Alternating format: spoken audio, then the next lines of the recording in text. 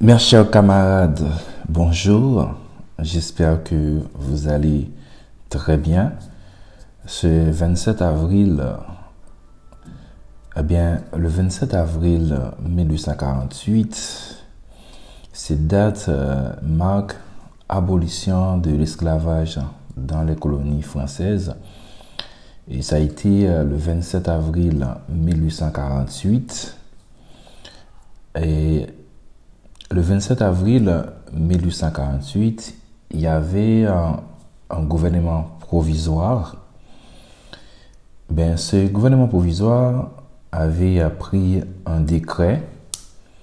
Dans ce décret, il est mentionné, et considérant que l'esclavage est un attentat contre la dignité humaine, qu'en détruisant le libre arbitre de l'homme, il supprime le principe naturel du droit et du devoir, qu'il est une violation flagrante du dogme républicain, à savoir liberté, égalité, fraternité. Considérant que si des mesures effectives ne suivaient pas de très près la proclamation déjà faite du principe de l'abolition, il en pourrait résulter dans les colonies les plus déplorables en désordre, décrète.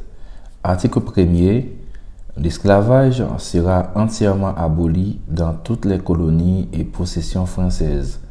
2 mois après la promulgation du présent décret dans chacune d'elles.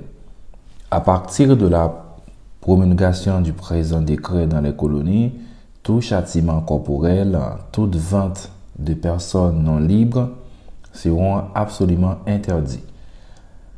Article 2. Le système d'engagement à temps établi au Sénégal est supprimé. 3.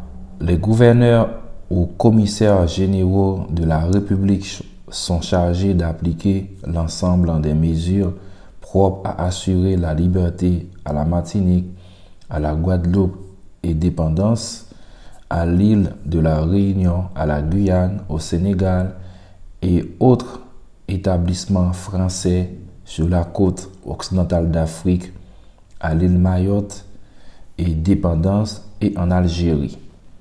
4. Sont amnistiés les anciens esclaves condamnés à des peines afflictives ou correctionnelles pour des faits qui, imputés à des hommes libres, n'auraient point entraîné ce châtiment. Sont rappelés les individus déportés par mesures administratives. 5. L'Assemblée nationale réglera la quotité de l'indemnité qui devrait être accordée aux colons. 6. Les colonies purifiées de la servitude et les possessions de l'Inde seront représentées à l'Assemblée nationale. 7. Le principe que le sol de la France affranchit l'esclave qui le touche est appliqué aux colonies et possessions de la République. 8. À l'avenir, même en pays étranger, il est interdit à tout Français de posséder, d'acheter ou de vendre des esclaves et de participer, soit directement, soit indirectement, à tout trafic ou exploitation de ce genre.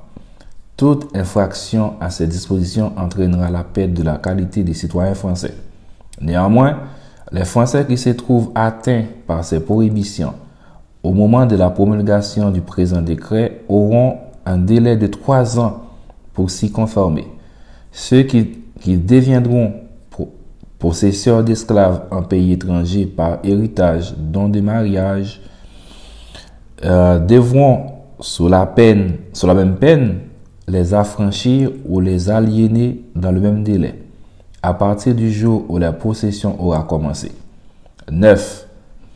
Le ministre de la Marine et des colonies et le ministre de la Guerre sont chargés, chacun en ce qui les concerne, de l'exécution du présent décret, fait à Paris en conseil du gouvernement le 27 avril 1848.